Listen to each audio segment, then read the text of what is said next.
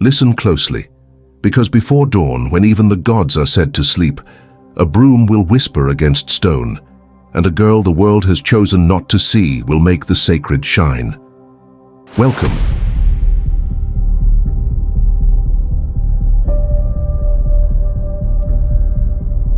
Welcome, traveler of secrets and destinies forgotten by history.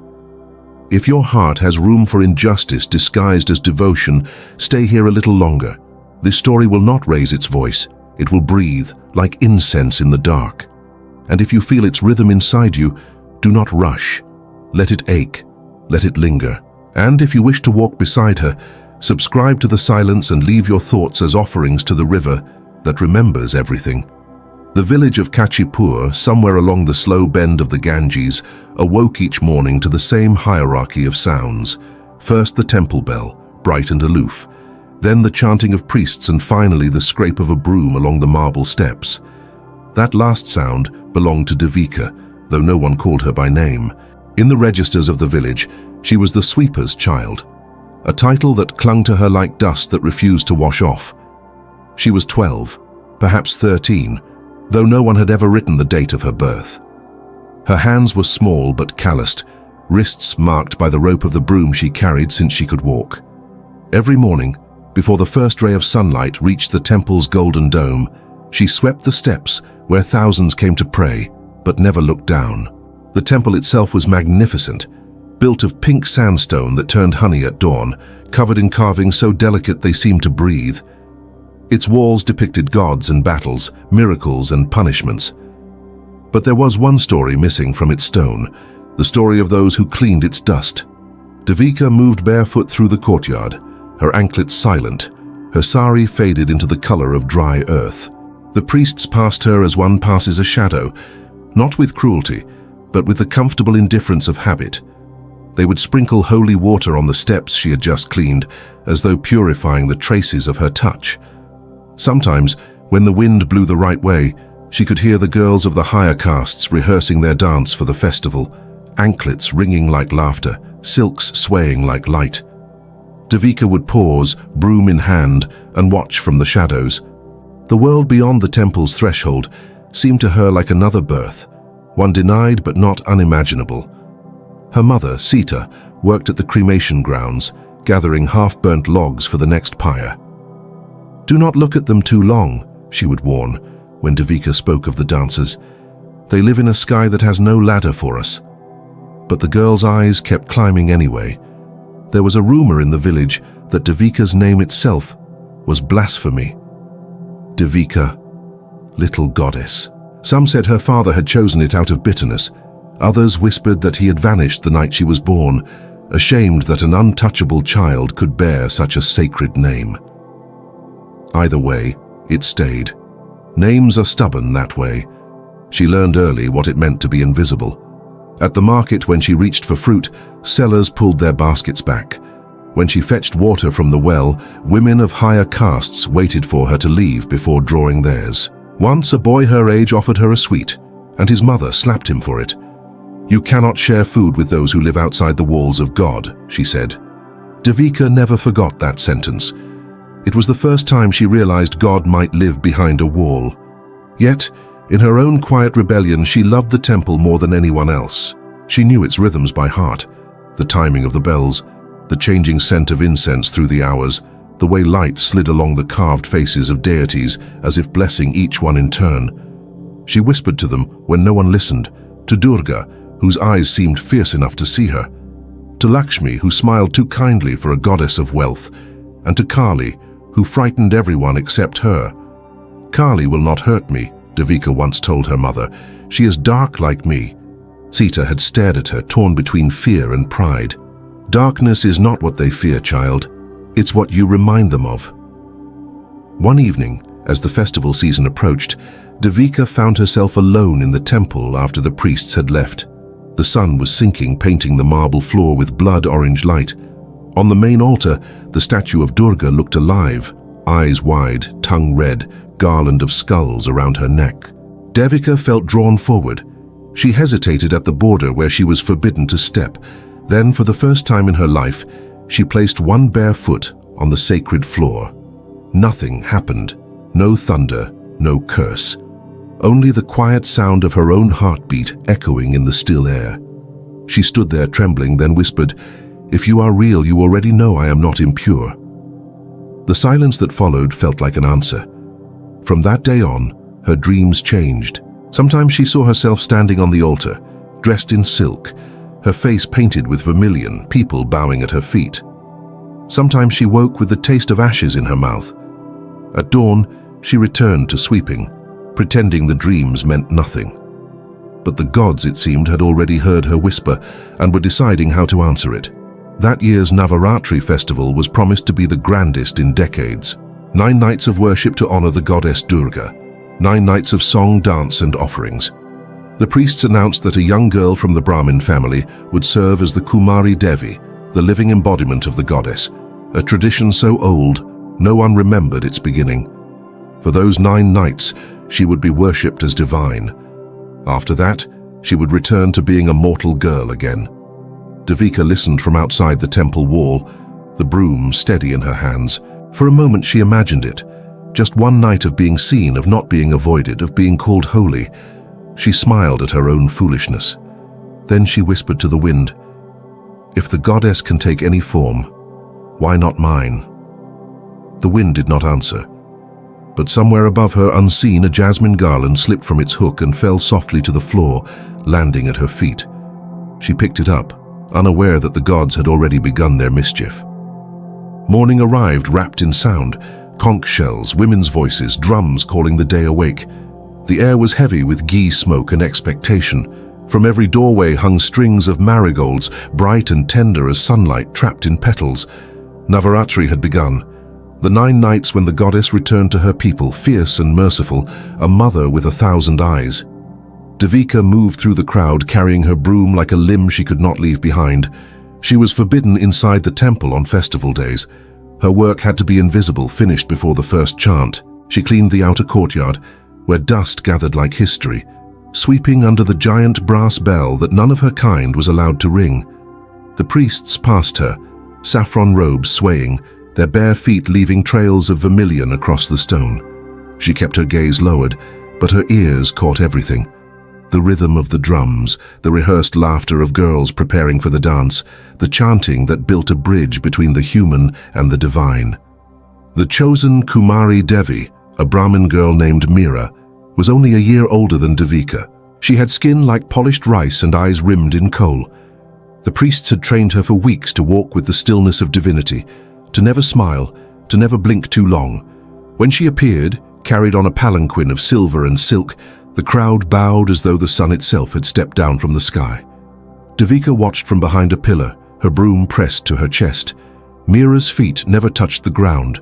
12 men bore her weight like an offering. The drums deepened. Bells shook the air. The first night of the festival had begun. Each evening would honor one form of the goddess: warrior, mother, destroyer, protector. Each night the village would light 1,000 lamps. Devika loved to watch them flicker along the riverbank, each flame like a heartbeat that refused to die. Her mother warned her not to linger near the temple after dark. "Those lamps are not for us," Sita said, scraping the last of the lentils into a clay bowl. "They burn for people who can afford forgiveness." But Devika could not help herself. After her chores were done, she slipped out into the night to stand among the shadows and listen. The sound of cymbals filled the air, rising and falling like breath. From her hiding place near the well, she could see the outlines of dancers circling the altar, anklets shimmering like rain, the scent of jasmine mixed with that of sweat and oil. For a moment, she forgot who she was. She imagined stepping into the circle, moving as they did, each gesture a syllable of prayer. Inside the temple, the priests lifted Meera onto the main platform. The head priest, old and severe, recited the verses of invocation. "Kamo Durga, destroyer of demons, mother of creation."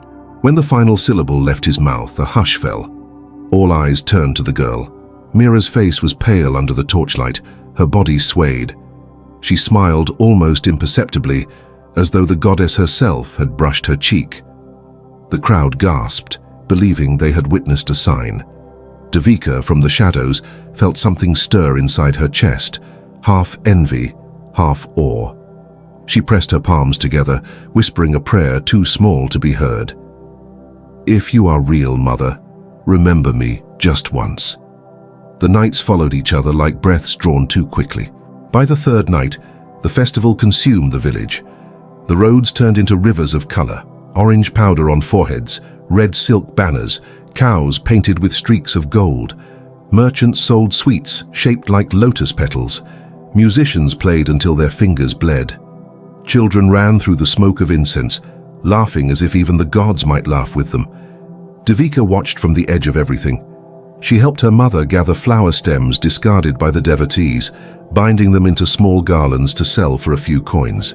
Every evening, she saw Mira carried through the crowd, her body stiff, her eyes distant. People reached for her shadow, believing that even its touch would bring good fortune. But on the fifth night, a whisper began to move through the streets. Mira had fallen ill. Some said it was exhaustion, others murmured of bad omens. The priests denied it, insisting the goddess could not fall sick. Yet, Devika heard the truth from a servant. The girl had fainted before the evening ritual, her skin hot with fever, her lips cracked from the smoke of lamps. By dusk, the rumor had become panic. Without the Kumari, the ceremony could not proceed. The festival would be broken, the goddess angered. In a society where misfortune was explanation enough, fear spread faster than prayer. The high priest sent for the astrologer, who shook his head gravely. "If the ritual is not completed tonight, the goddess will turn her face away for a generation." "Then we must find another," said one of the younger priests. "Another?" the elder snapped. "There is no other pure enough."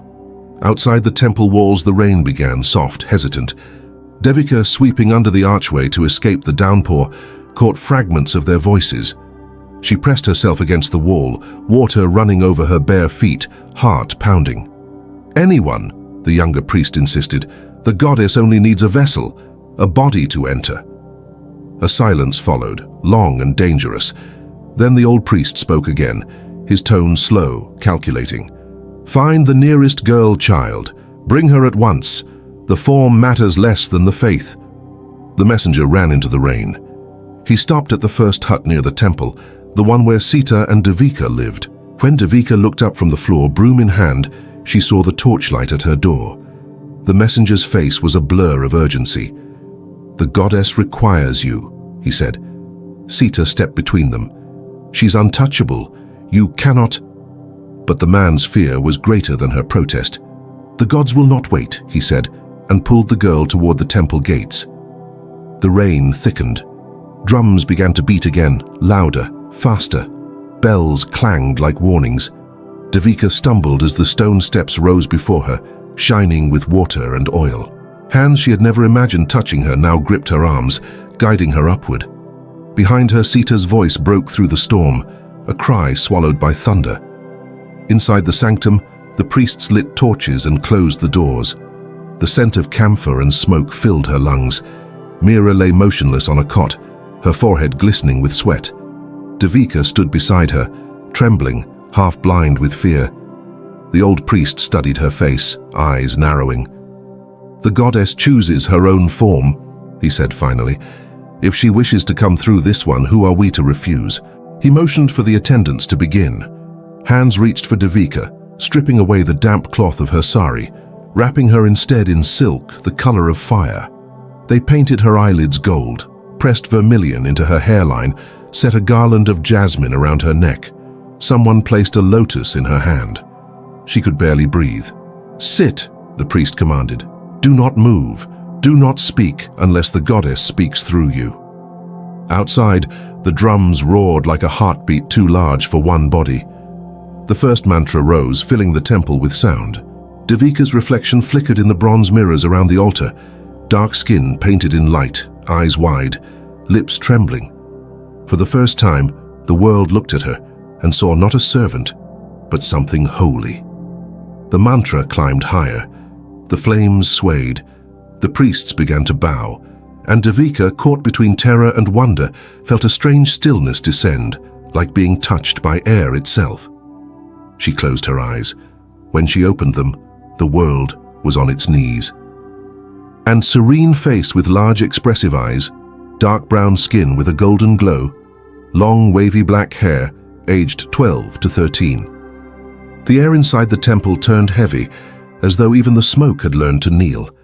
The priests' voices rose and fell, weaving through the scent of camphor and jasmine, through the drumming that mimicked the pulse of the world.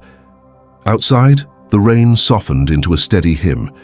Inside, the ceremony began again, but differently, hesitant, as if the gods themselves were watching through narrowed eyes.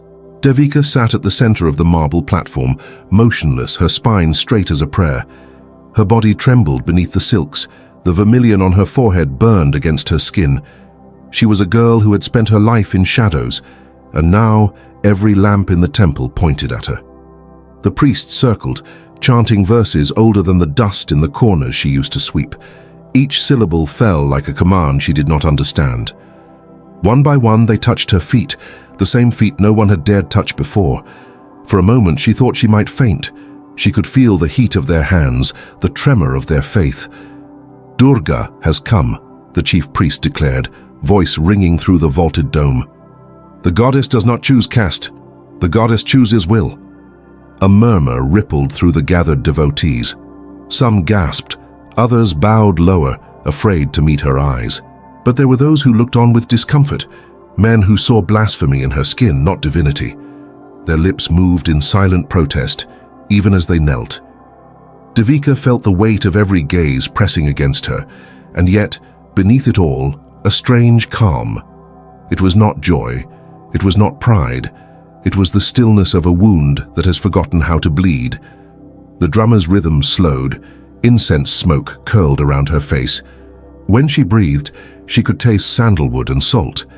A priest lifted a silver mirror and angled it before her as part of the ritual.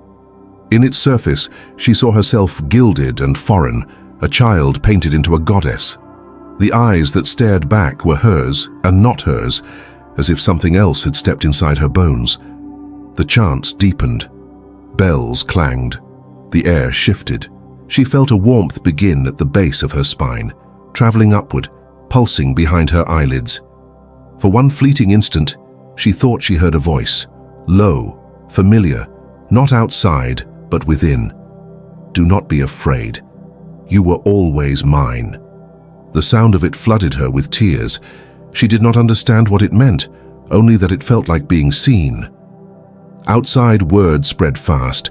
The untouchable girl had become the Kumari.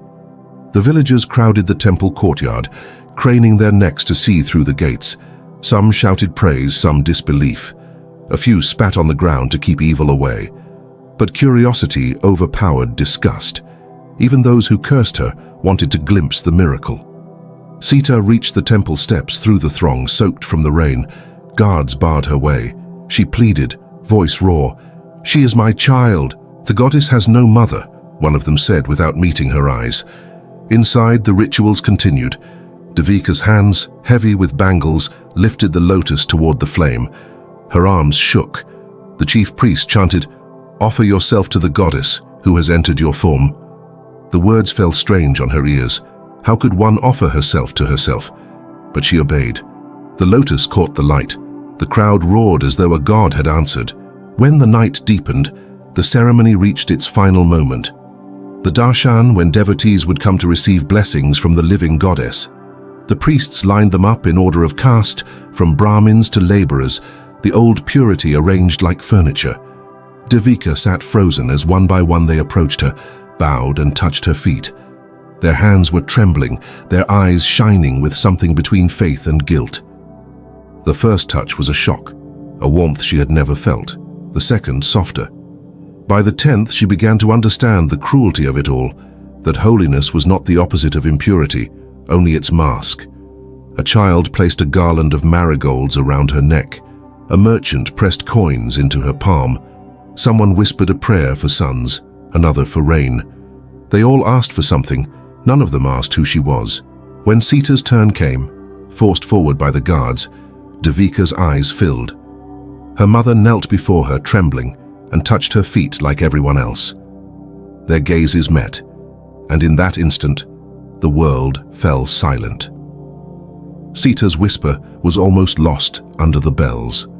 "Forgive them, my child, and forgive me too." Devika could not speak. The role demanded silence, but a tear slid down her cheek and landed on her mother's hand. The priest saw it and declared, "The goddess blesses her devotee." The crowd erupted in devotion, mistaking sorrow for miracle. The drums thundered, torches flared. In the chaos, Devika closed her eyes and imagined the river, calm, endless, free of names. For a heartbeat, she was not goddess or Dalit, not girl or divine vessel. She was only breath. At midnight, the ritual ended. The priests carried her to the inner chamber, laid her down on a mat of silk. The old priest whispered, "Rest, mother. You have served." His voice trembled with exhaustion and fear. When they left, Devika opened her eyes to darkness. The makeup itched. The gold paint cracked on her skin. She rubbed at it until her hands came away glittering. The mirror beside her caught her reflection, half divine, half human, all confusion. Outside, the rain had stopped. The lamps along the courtyard burned low. The village slept in the comfort of its miracle. And in the quiet, Devika sat alone, wrapped in silk not her own, listening to the echo of her name spoken hours before by men who would not utter it again. Somewhere beyond the temple wall, her mother waited in the mud, eyes fixed on the door that would not open. When morning came, it arrived without mercy. Light spilled through the cracks of the temple doors, gold at first, then white, too pure for what the night had done. The chants had ended hours ago. The drums were silent. The smell of burnt ghee and flowers lingered like ghosts that refused to leave. Devika woke to the cold touch of silence. The silk still clung to her skin, stiff with dried perfume and sweat. Her hair was heavy with garlands. Her wrists sore from bangles that no longer fit the girl who wore them. For a moment, she did not remember where she was.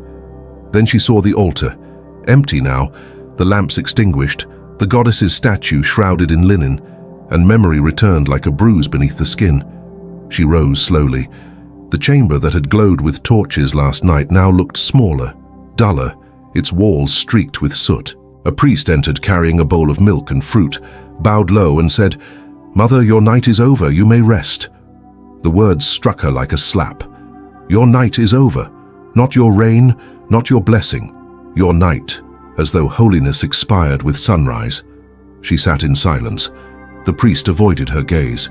He placed the bowl near her feet and withdrew quickly, muttering verses that sounded more like apologies than prayers. Outside, the temple bell rang to announce the first offering of the day. Devika could hear the crowd gathering, the shuffling of sandals, the familiar cough of the old beggar who always waited by the steps. The world had returned to its rhythm, and she, it seemed, no longer belonged to it. When she stepped into the courtyard, heads turned. Some stared in awe, others in confusion. A woman whispered, "That's her, the goddess child." Another hissed, "Don't touch her now, the divinity has left." The chief priest appeared, his face drawn and sleepless. "Go home, child," he said softly. "The goddess has departed. You have been blessed beyond measure." Devika looked at him, trying to find the same reverence that had filled his eyes the night before. It was gone. Now he looked at her as one might look at a storm that has passed, but left debris behind. "Was she inside me?" Devika asked. Her voice was thin, but the question hung in the air like incense smoke. The priest frowned. "Do not ask such things. Mortals cannot understand the will of the divine." "But if she was inside me," Devika said, "why did she leave?" He turned away. "Because the gods visit only the pure." She wanted to laugh, but the sound that came out was closer to a sob. She walked past him, down the marble steps she had polished for years, her bare feet smudging the perfection she had once maintained. The crowd parted, uncertain whether to bow or recoil. At the bottom of the stairs, she found her mother waiting. Sita's sari was soaked from the morning rain, her eyes hollow from a night without sleep. When she saw Devika, she knelt, then caught herself and stood quickly, unsure what was allowed anymore. "They said you were a goddess," Sita whispered. "I was," Devika said, "but only until sunrise." Her mother's face crumpled. She reached out, then hesitated, her hand hovering inches from her daughter's arm. Devika saw it, the same fear, the same hesitation, she had seen all her life. Even love was afraid to touch her. She took her mother's hand and pressed it to her own cheek. "See," she said, "the world didn't end." They walked home through the narrow lanes, past vendors sweeping rainwater from their stalls, past children laughing at nothing, past walls painted with faded gods who never blinked. The silk stuck to Devika's skin. The gold paint flaked onto the ground as she walked, leaving a trail of shimmering dust behind her. By the time they reached their hut, her reflection in the puddles had changed, half divine, half undone. She knelt by the river and tried to wash the paint away. It clung stubbornly, as if the goddess had left pieces of herself behind. That evening, the village buzzed with gossip. Some said the miracle had angered the gods. Others swore they had seen the statue's eyes open during the ceremony, proof that the goddess had truly come. The Brahmin elders called an emergency meeting inside the temple. "Such impurity cannot be repeated," they agreed. "We must cleanse the altar. The people must forget." But forgetting was never the village's talent. Children followed Devika when she went to fetch water, calling her Devi. Old women touched her feet and whispered for blessings. Men stared with a mix of fear and desire. She had become a living contradiction, holy and unholy in the same breath. That night, as she sat outside her hut watching the river shimmer under the moon, her mother spoke quietly. "They will not let this rest, Devika. You crossed a line they will never redraw." Devika's eyes stayed on the water. Then maybe the line should never have been drawn. A breeze carried the scent of incense from the temple across the river. The drums started again, faint, distant, as if trying to reclaim the night. "Do you still believe she was inside you?" her mother asked. Devika smiled faintly. "If she wasn't, then they bowed to me. And if she was, then she chose me. Either way, something in them must burn for that." Lightning flashed far away, silent and brief. The river swallowed its reflection. Devika stood, untied the last garland from her hair, and dropped it into the current. The flowers drifted away, glowing faintly in the starlight. Somewhere a temple bell rang 3 times. The world had returned to its order, but its gods were no longer sure of themselves. The next morning broke without ceremony. The festival drums had gone silent, leaving the air strangely hollow, as though even sound had grown weary. The marigolds that had lined the streets were now trampled into mud. The gods had departed. What remained was only the echo of devotion, and the quiet work of returning the village to its ordinary sins. Devika sat by the river, her reflection fractured by ripples. She rubbed at the last traces of gold that clung to her arms, but the color would not vanish. It shimmered faintly, like a bruise that refused to heal. Behind her, the temple loomed, its spires pale in the early light, its gates shut tight as if ashamed of the night before. When her mother approached, carrying a small bundle of clothes, Devika did not look up. "They told me to bring this," Sita said softly. "The priest sent word. You must bathe before sunrise. The goddess has gone, and you must be purified." Devika turned, meeting her mother's eyes. "Purified of what?" Sita looked away. "They say the divine left traces in you. It is dangerous. For you, for them." A bitter laugh escaped Devika's lips. "So the gods can touch me, but no one else can." Her mother said nothing. The silence between them was older than both of them combined. At the river's edge, the water moved sluggishly, carrying petals, ashes, offerings, and the remnants of human hope. Devika stepped in slowly. The cold gripped her ankles, climbed her legs, reached her heart.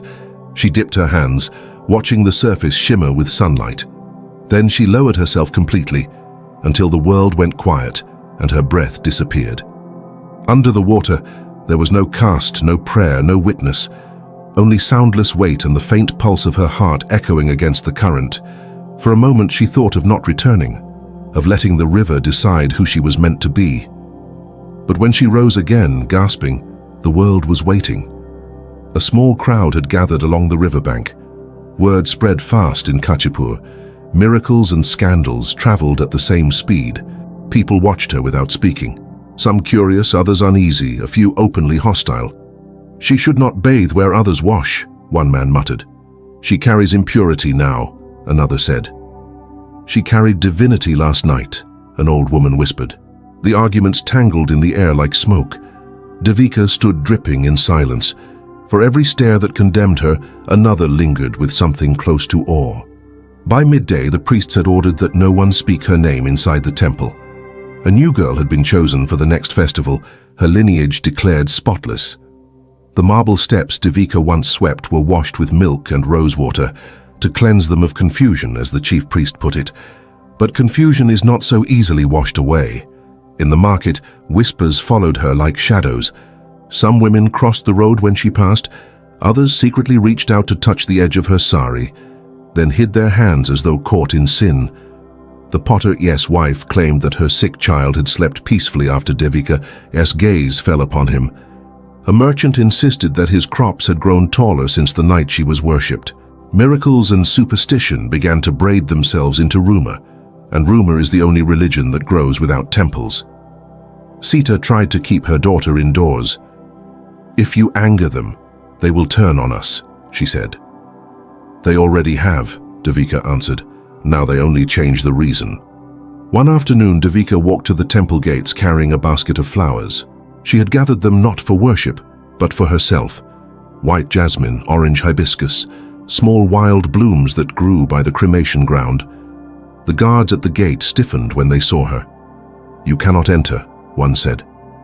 "I came to return what is theirs," Devika replied. She placed the basket on the ground before the steps. "They gave me their colors. I am giving them back." The guard's hand twitched toward his staff, but the other, older and quieter, shook his head. "Let her be. The gods will decide her punishment." Devika turned to leave, her feet bare in the dust. As she walked away, the wind caught the petals in the basket, scattering them across the steps she used to clean. For a moment it looked as if the temple itself was bleeding color. That night, thunder rolled in the distance. The rain began again, fierce and unending. The villagers shut their doors, muttering about omens. Lightning split the sky above the temple, illuminating its dome in violent flashes. In her hut, Devika lay awake. The roof leaked. Water dripped into a small clay bowl near her bed, steady as a heartbeat. Sita slept beside her, murmuring prayers even in dreams. Devika watched the darkness. Every time the lightning flared, she saw the faint reflection of herself on the wet wall, eyes glinting, skin streaked with gold that no amount of river water could erase. Somewhere deep inside her, something was changing. Not anger, not despair, but clarity. The kind that burns quietly until it consumes everything else. By dawn, the rain had stopped. The village smelled of wet earth and smoke. Devika rose, tied her hair, and stepped outside.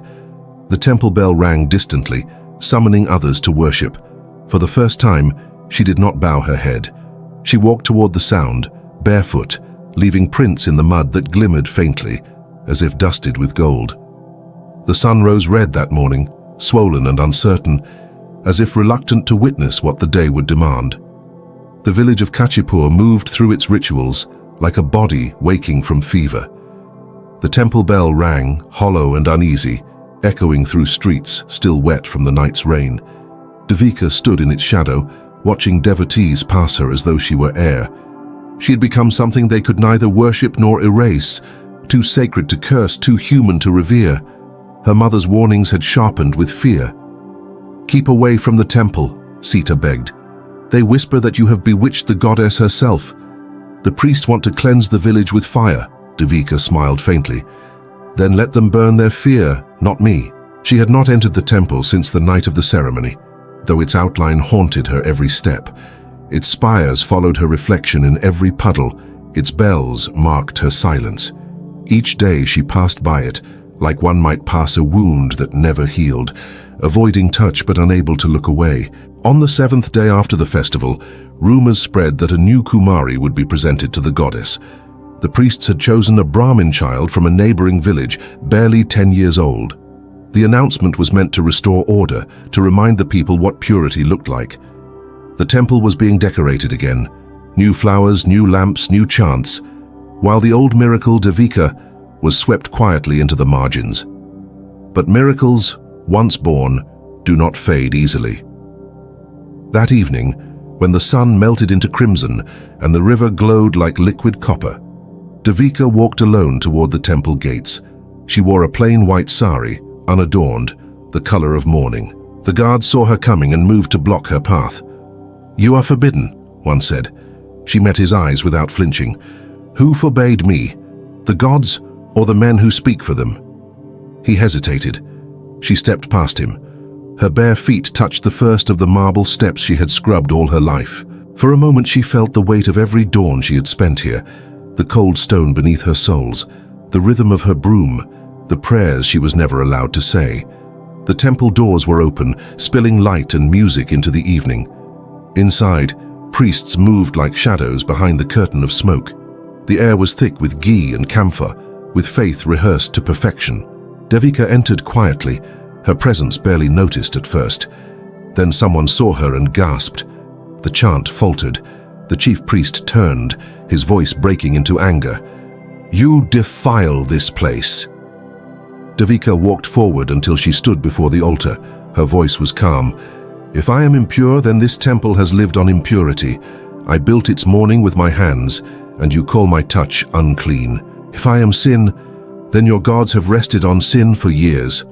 Her words struck like thunder. No one moved. She reached for the small clay lamp burning beside the statue of Durga. The flame trembled, reflected in her eyes. "They made me a goddess for one night," she said softly. "Tonight I choose to be one for myself." The priest shouted for the guards, but before they reached her, Devika lifted the lamp high. For an instant, the fire seemed weightless in her hand. Then she set it down at the hem of her sari. The silk caught almost instantly. Flames rose, first a shimmer, then a roar. Gasps filled the air, some of horror, some of awe. The priest stumbled back, shouting mantras that could not undo what had begun.